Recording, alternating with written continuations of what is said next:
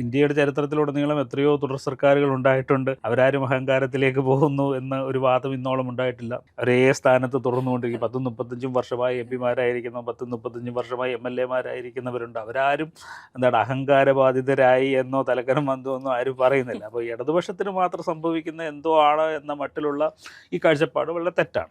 സർക്കാരിൻ്റെ മുന്നോട്ടുള്ള യാത്രയിൽ ഒരു തുടർഭരണം അനിവാര്യമാണ് എന്നാണ് ഞാൻ കരുതുന്നത്. കാരണം കഴിഞ്ഞ 10 വർഷം കൊണ്ട് കേരളത്തിനുണ്ടായിട്ടുള്ള ഒരു വലിയ മാറ്റമുണ്ട്, മുന്നോട്ട് വെച്ചിട്ടുള്ള വലിയ ആശയങ്ങളുണ്ട്. ഈ ആശയങ്ങളുടെ പൂർത്തീകരണത്തിന് ഒരു തുടർഭരണം വളരെ അനിവാര്യമാണ് എന്ന് കരുതുന്ന ഒരാളാണ് ഞാൻ. കാരണം ഞാൻ ജൻസിക്ക് വേണ്ടി മാറുന്നതല്ല, മൊത്തം കാലം മാറുന്നതനുസരിച്ച് ഞാനും മാറിപ്പോകുന്നു എന്നാണ്. അവർ പൊളിറ്റിക്കലായി ഇടപെടേണ്ട സമയത്തൊക്കെ പൊളിറ്റിക്കലായി ഇടപെടുകയും കൃത്യമായ രാഷ്ട്രീയ ബോധം വെച്ചു പുലർത്തുകയും ചെയ്യുന്നവർ തന്നെയാണ് എന്നാണ് എനിക്ക് പലപ്പോഴും തോന്നിയിട്ടുള്ളത്. സാംസ്കാരിക രംഗത്ത് തൻ്റെതായ വ്യക്തിമുദ്ര പതിപ്പിച്ച ഒരു വ്യക്തിയാണ് ഇന്ന് നമ്മളോടൊപ്പം ഉള്ളത്. ഇദ്ദേഹത്തെ പറ്റി പറയാൻ ഒരൊറ്റ വാക്ക് മതി: ആടുജീവിതം. അതെ, മലയാളികളുടെ പ്രിയങ്കരനായ എഴുത്തുകാരനും സാമൂഹിക പ്രവർത്തകനുമായിട്ടുള്ള ശ്രീ ബെന്യാമിനാണ് നമ്മളോടൊപ്പം ഉള്ളത്. നമസ്കാരം സാർ. അപ്പോൾ ഇപ്പോൾ നിലവിൽ നമ്മുടെ രാജ്യം പോകുന്നതെന്ന് പറഞ്ഞു കഴിഞ്ഞാൽ സാംസ്കാരിക രംഗത്തുള്ള ആളുകൾക്ക്, അതായത് നമ്മുടേതായിട്ടുള്ള എന്തെങ്കിലും രാഷ്ട്രീയം പറയുകയോ അല്ലെങ്കിൽ സംസാരിക്കുകയോ ചെയ്തു കഴിഞ്ഞാൽ ജീവൻ വേണോ എഴുത്ത് വേണോ എന്നുള്ള ഒരു ചോദ്യചിഹ്നമാണ് നമ്മുടെ മുമ്പിലുള്ളത്. നമുക്ക് ഒരു ഉദാഹരണങ്ങൾ വളരെയധികമാണ്. ഗൗരി ലങ്കേഷ് പോലെ, ഗോവിന്ദ് പൻസാരയൊക്കെ പോലുള്ളവർ. അപ്പോൾ അതിൽ നിന്നൊക്കെ വിഭിന്നമായിട്ടുള്ള വ്യത്യസ്തമായിട്ടാണ് കേരളം മുമ്പിലോട്ട് പോയിക്കൊണ്ടിരിക്കുന്നത്. സാറിൻ്റെ ഒരു ചിന്ത എന്താണ് അത്? എല്ലാവർക്കും അറിയാവുന്നതുപോലെ തന്നെ ഇന്ത്യ വലിയ തരത്തിലുള്ള സെൻസർഷിപ്പിനെ നേരിടുന്നു എന്നുള്ളതാണ്.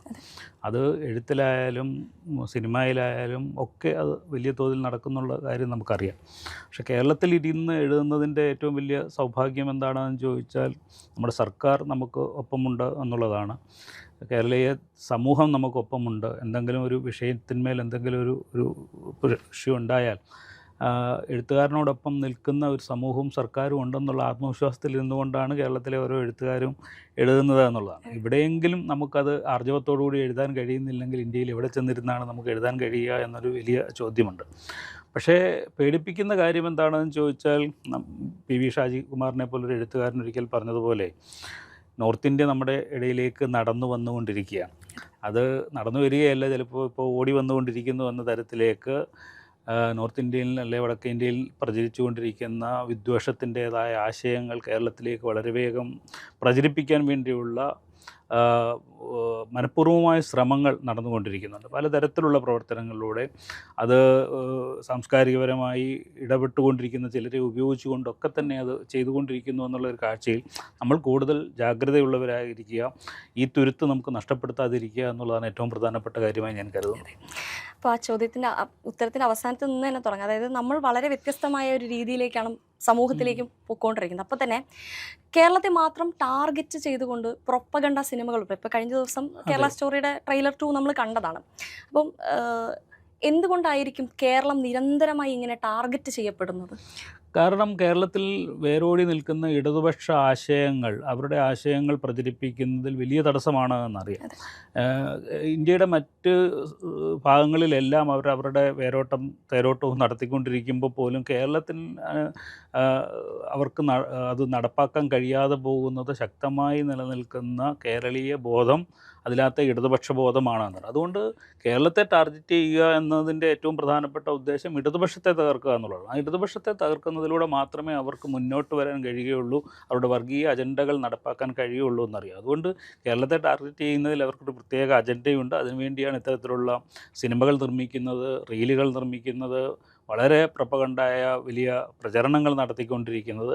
ഈ അടിത്തറ തകർക്കുക എന്നത് തന്നെയാണ്. ഇത് കേരളത്തിലെ ജനങ്ങൾ പ്രത്യേകം തിരിച്ചറിയുക എന്നതാണ് നമ്മൾ ഈ തരുണത്തിൽ ചെയ്യേണ്ട ഏറ്റവും പ്രധാനപ്പെട്ട കാര്യം. അതുപോലെ തന്നെ ഇപ്പോൾ സാറ് ഒരുപാട് സംസ്ഥാനങ്ങളിൽ യാത്ര ചെയ്തിട്ടുള്ള ഒരാളാണ്. അപ്പോൾ കേരളത്തിൻ്റെ പൊളിറ്റിക്കൽ സിനാരിയോ, ഇവിടുത്തെ ഫാബ്രിക്സും ഒക്കെ വളരെ നന്നായിട്ട് ഒബ്സർവ് ചെയ്യുന്ന ഒരു സാമൂഹ്യ പ്രവർത്തകൻ കൂടിയാണ്. അപ്പോൾ കഴിഞ്ഞ 10 വർഷങ്ങളിൽ കേരളം ഒരുപാട് മുന്നോട്ട് വന്നു, ഒരുപാട് വികസനങ്ങളുണ്ടായി. കേരളത്തിൻ്റെ ഒരു മുഖച്ഛായയ്ക്ക് തന്നെ ഒരു വ്യത്യസ്തം വന്നിട്ടുണ്ട്. അപ്പോൾ സ്പെസിഫിക് ആയിട്ട് സാറിന് തോന്നിയിട്ടുള്ള നല്ലൊരു മാറ്റമാണ് കേരളത്തിലുണ്ടായതെന്ന് എടുത്തു പറയാൻ പറ്റുന്നൊരു വികസനമോ ഇല്ലെങ്കിൽ അങ്ങനെ ഒരു മേഖലയോ അങ്ങനെ എന്തെങ്കിലും? അല്ല, എല്ലാ മേഖലകളിലും വലിയ മുന്നേറ്റം നമുക്ക് കഴിഞ്ഞ 10 വർഷം കൊണ്ട് കാണാൻ കഴിയും. ഇപ്പോൾ ഞാൻ ഇവിടെ പറഞ്ഞതുപോലെ ഇന്ത്യയിലെ അനേകം സംസ്ഥാനങ്ങളിൽ സാംസ്കാരിക പ്രവർത്തനങ്ങളും സാഹിത്യ പ്രവർത്തനങ്ങളുമായിട്ടൊക്കെ സഞ്ചരിക്കുന്ന ഒരാളെന്ന നിലയിൽ ഏറ്റവും വലിയ പ്രത്യേകതയായി ഞാൻ കാണുന്നത് നമുക്ക് ഇടയിൽ ഇപ്പോഴും നിൽക്കുന്ന വർഗീയമായി ഭിന്നിക്കാത്ത ഒരു വലിയ സ്ട്രോങ് ആയ ഒരു സമൂഹമാണ്. അപ്പോൾ കഴിഞ്ഞ 10 വർഷത്തിനിടയിൽ ഒരു വർഗീയ കലാപം പോലും നമുക്കിടയിൽ ഉണ്ടായില്ല എന്നുള്ളത് വളരെ പ്രധാനപ്പെട്ട കാര്യമാണ്. കാരണം ഇത്തരം ശക്തികൾ നമ്മളെ ഭിന്നിപ്പിക്കാനും പ്രശ്നങ്ങൾ ഉണ്ടാക്കാനും ശ്രമിച്ചുകൊണ്ടിരിക്കുമ്പോൾ പോലും നമ്മളത് ചേർന്ന് നിൽക്കുകയും ഒന്നായി പ്രവർത്തിക്കുകയും കേരളം ഒന്നാണ് എന്ന് പ്രഖ്യാപിക്കുകയും ചെയ്യുന്ന ഒരു വലിയ മുന്നേറ്റമാണ് യഥാർത്ഥത്തിൽ നമ്മൾ കാണുന്നത്. പിന്നെ എല്ലാ തരത്തിലുമുള്ള ഇൻഫ്രാസ്ട്രക്ചറിലുള്ള വികസനം, ഒരു രാജ്യത്തിൻ്റെ ഒരു ദേശത്തിൻ്റെ പുരോഗതി എന്ന് പറയുന്നത് സ്വാഭാവികമായിട്ടും അതിൻ്റെ ഇൻഫ്രാസ്ട്രക്ചറിലുള്ള വികസനത്തിൽ കൂടി തന്നെയാണ് തുടക്കമിടുന്നത്.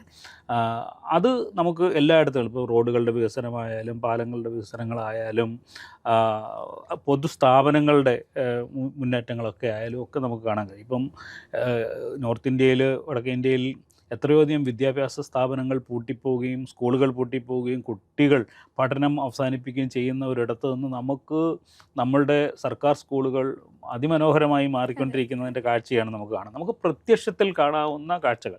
നമ്മുടെ ആശുപത്രി, ആതുര സേവന രംഗത്ത് എല്ലാ ആശുപത്രികളും മനോഹരമാവുന്നു. ഏതൊരു പൗരനും ഏതൊരു സാധാരണക്കാരനും അത് പ്രാപ്യമാവുന്ന തരത്തിലേക്ക് നമ്മളതിനെ എത്തിക്കുന്നു എന്നുള്ളതാണ്. ലോകത്തെമ്പാടും ഈ ക്ഷേമരാഷ്ട്ര സങ്കല്പങ്ങൾ കൈയൊഴിഞ്ഞുകൊണ്ടിരിക്കുന്ന ഒരു കാലത്തിലാണ് നാം ജീവിക്കുന്നത്. കാരണം എന്തും പണം കൊടുത്താൽ മാത്രം വാങ്ങിയാൽ മതി. വിദ്യാഭ്യാസമാവട്ടെ, ആരോഗ്യമാവട്ടെ, പൊതുജന സേവനങ്ങളാവട്ടെ, പൊതുഗതാഗതമാവട്ടെ, എന്തും നിങ്ങൾക്ക് പണം കൊടുത്താൽ മാത്രം കിട്ടുന്ന ഒരിടത്ത് നിന്ന് കേരള സർക്കാർ വളരെ വ്യത്യസ്തമായി നിൽക്കുന്നത് ഏതൊരു സാധാരണക്കാരനും ഏറ്റവും താഴേക്കിടയിലുള്ള ഒരാളെ പോലും സംരക്ഷിച്ചുകൊണ്ട് വികസനം മുന്നിൽ കാണുന്നു എന്നുള്ളതാണ്. ഇപ്പം നമുക്ക് ഒരുപക്ഷെ മുംബൈയിൽ പോയാലോ മറ്റ് ഇടങ്ങളിൽ പോയാലോ ഒക്കെ വലിയ ഇൻഫ്രാസ്ട്രക്ചർ വികസനങ്ങൾ കാണാൻ പക്ഷേ അവിടുത്തെ സാധാരണക്കാർ, പാവങ്ങൾ ദരിദ്രരായിക്കൊണ്ടിരിക്കുകയും സമ്പന്ന വിഭാഗം സമ്പന്നമായിക്കൊണ്ടിരിക്കുകയും ചെയ്യുന്നതിൻ്റെ ഒരു കാഴ്ചയാണ്. പക്ഷേ കേരളത്തിൽ സന്തുലനമായ ഒരു വളർച്ച നമുക്ക് കാണാൻ കഴിയും. ഏറ്റവും സാധാരണക്കാരന് കൂടി പ്രാപ്യമാണ് ഈ സമൂഹമെന്നും അവരുടെ കൂടി ജീവിതത്തിൽ മുന്നോട്ടുള്ള യാത്ര അനിവാര്യമാണ് എന്ന് തിരിച്ചറിയുകയും ചെയ്യുന്നു എന്നുള്ളതാണ് ഏറ്റവും വലിയ പ്രത്യേകത. ഈ സന്തുലനാവസ്ഥ നമുക്ക് ഇതര സംസ്ഥാനങ്ങളിൽ കാണാൻ കഴിയില്ല. ഈ ബാലൻസിങ് ഫാക്ടറാണ് ഒരുപക്ഷെ കേരളത്തെ ഏറ്റവും മനോഹരമായി നിർത്തുന്നതെന്ന് എനിക്ക് തോന്നുന്നു. ഇപ്പോൾ പറയുമ്പോൾ തന്നെ ഇപ്പോൾ 10 വർഷമായി ഇടതുപക്ഷ മുന്നണി കേരളത്തിൽ വന്നുകൊണ്ടിരിക്കും. പല ആളുകളും പല രീതിയിലും പറയുന്നുണ്ട് തുടർഭരണം ഒരു ഏകാധിപത്യ പ്രവണതയിലേക്ക് പോകുന്നു, ഇല്ലെങ്കിൽ അത് ഇടതുപക്ഷ മുന്നണിയെ തകർത്തുകൊണ്ടിരിക്കുന്നു എന്നൊക്കെ പല മേഖലകളിൽ നിന്നും സംസാരിക്കുന്നുണ്ട്. താങ്കളുടെ ഒരു അഭിപ്രായം എന്താണ് അതിൽ? അങ്ങനെ ഒരു 10 വർഷം ഇല്ലെങ്കിൽ അങ്ങനെ തുടർന്ന് നല്ല വികസനങ്ങൾ മുൻപിലോട്ട് കൊണ്ടുപോകുമ്പോൾ അത് ഒരു ഏകാധിപത്യ സ്വഭാവത്തിലേക്കാണോ പോകാൻ? അത് വളരെ ബാലിശമായ ഒരു വാദമായിട്ടാണ് ഇപ്പോൾ സാംസ്കാരിക രംഗത്തുള്ള ചിലർ മുന്നോട്ട് വെക്കുന്നതായിട്ട് എനിക്ക് തോന്നിയിട്ടുള്ളത്.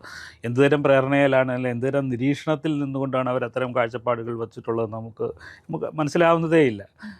വളരെ ബാലിശം. നമ്മളത് പരിശോധിക്കുമ്പം ഇന്ത്യയുടെ ചരിത്രത്തിലുടനീളം എത്രയോ തുടർ സർക്കാരുകൾ ഉണ്ടായിട്ടുണ്ട്. അവരാരും അഹങ്കാരത്തിലേക്ക് പോകുന്നു എന്ന ഒരു വാദം ഇന്നോളം ഉണ്ടായിട്ടില്ല. നമ്മുടെ തന്നെ എത്രയോ MLA-മാർ, MP-മാർ കാലാകാലങ്ങളായി ഒരേ സ്ഥാനത്ത് തുടർന്നുകൊണ്ടിരിക്കും. 10-35 വർഷമായി MP-മാരായിരിക്കുന്ന, 10-35 വർഷമായി MLA-മാരായിരിക്കുന്നവരുണ്ട്. അവരാരും അഹങ്കാരബാധിതരായി എന്നോ തലക്കനം വന്നോ എന്നോ ആരും പറയുന്നില്ല. അപ്പോൾ ഇടതുപക്ഷത്തിന് മാത്രം സംഭവിക്കുന്ന എന്തോ ആണ് എന്ന മട്ടിലുള്ള ഈ കാഴ്ചപ്പാട് വളരെ തെറ്റാണ്. പക്ഷേ ഒരു സർക്കാരിൻ്റെ മുന്നോട്ടുള്ള യാത്രയിൽ ഒരു തുടർഭരണം അനിവാര്യമാണ് എന്നാണ് ഞാൻ കരുതുന്നത്. കാരണം കഴിഞ്ഞ 10 വർഷം കൊണ്ട് കേരളത്തിനുണ്ടായിട്ടുള്ള ഒരു വലിയ മാറ്റമുണ്ട്, മുന്നോട്ട് വെച്ചിട്ടുള്ള വലിയ ആശയങ്ങളുണ്ട്. ഈ ആശയങ്ങളുടെ പൂർത്തീകരണത്തിന് ഒരു തുടർഭരണം വളരെ അനിവാര്യമാണ് എന്ന് കരുതുന്ന ഒരാളാണ് ഞാൻ. കാരണം ഇന്നോളമുള്ള ഒരു ഗവേണിംഗ് സിസ്റ്റം, അത് മുന്നോട്ട് വെച്ചിട്ടുള്ള ആശയങ്ങൾ, അതിന് നേതൃത്വം കൊടുത്തവർ, എന്തൊക്കെ ആശയങ്ങളാണ് മുന്നോട്ട് വെച്ചതെന്ന് അറിയാവുന്നവർ, അവർ ഇനിയും ഒരു ഭരണം കൂടി വരുമ്പോഴാണ് യഥാർത്ഥത്തിൽ കേരളത്തിൽ നമ്മൾ പ്രതീക്ഷിക്കുന്ന ഒരു ഒരു ഒരു ഒരു ഉയർന്ന നിലവാരത്തിലേക്ക് വരുന്നത്. ഇപ്പം വളർച്ചയുടെ ഒരു ഘട്ടത്തിൽ നമ്മൾ എത്തി നിൽക്കുന്നുള്ളൂ. ആ ഘട്ടമൊന്ന് പൂർത്തീകരിക്കുന്നതിന് യഥാർത്ഥത്തിൽ തുടർഭരണം ആവശ്യമാണ് എന്ന് വിചാരിക്കുന്ന ഒരാളാണ്. അതിനെ കേരളത്തിൻ്റെ ഭാവിയെക്കുറിച്ച് ഗൗരവമായി ചിന്തിക്കാത്തവർ, നമ്മളുടെ വികസനത്തെ ഗൗരവമായി ചിന്തിക്കാത്തവർ, നമ്മുടെ സമൂഹത്തെക്കുറിച്ച് ഗൗരവമായി ചിന്തിക്കാത്തവരാണ് യഥാർത്ഥത്തിൽ തുടർഭരണം വേണ്ട എന്ന് പറഞ്ഞുകൊണ്ടിരിക്കുന്നത് എന്നാണ് ഞാൻ കരുതുന്നത്. കേരളത്തിൻ്റെ യഥാർത്ഥ പുരോഗതിക്ക് തുടർഭരണം ആവശ്യമാണ് എന്ന് വ്യക്തിപരമായി കരുതുന്ന ഒരാളാണ് ഞാൻ. ഇപ്പോൾ നമ്മളിപ്പോൾ നിലവിലുള്ള കാലഘട്ടം എന്ന് പറയുന്നൊരു ജെൻസി കാലഘട്ടമാണ്. അപ്പോൾ ഔട്ട് ഓഫ് ദ സിലബസ് ആണ് ക്വസ്റ്റ്യൻ. അപ്പോൾ താങ്കൾ എഴുത്തിൽ ഒരു ജെൻസി ശൈലി കൊണ്ടുവരുന്നുണ്ടോ? അല്ല, അങ്ങനെ ഒരു ജൻസിക്ക് വേണ്ടി ഒരു ശൈലി കൊണ്ടുവരികയല്ല. പക്ഷേ കാലം മാറുന്നതനുസരിച്ച് ഭാഷ മാറുന്നുണ്ട്, എഴുത്തിൻ്റെ സ്വഭാവം മാറുന്നുണ്ട്, വായനയുടെ സ്വഭാവം മാറുന്നുണ്ട്.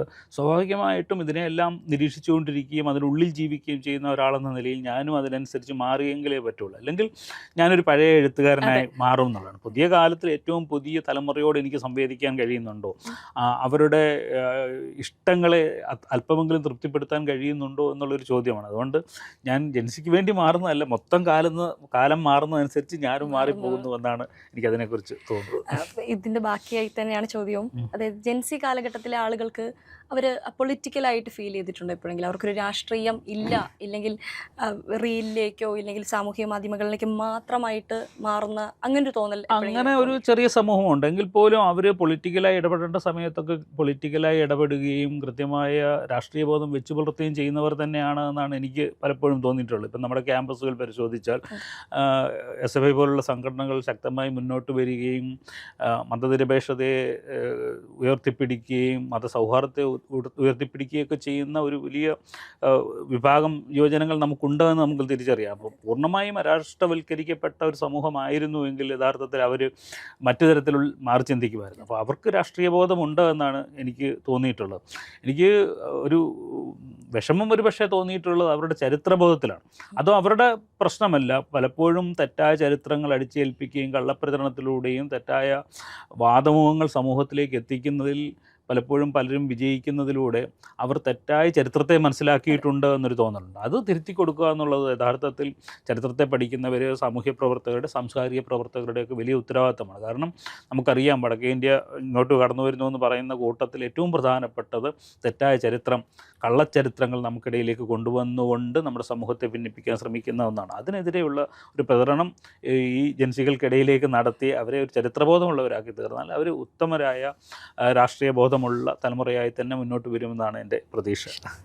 ഓക്കെ, അപ്പോൾ വളരെ നല്ല രീതിയിൽ ഈ ഒരു സെഷൻ കൈകാര്യം ചെയ്തതിലും അതോടൊപ്പം തന്നെ കേരള പച്ചയിൽ ഞങ്ങളോടൊപ്പം ഇത്രയും നേരം താങ്കളുടെ വിലപ്പെട്ട സമയം ചെലവഴിച്ചതിനും ഒരുപാട് വളരെ സന്തോഷം.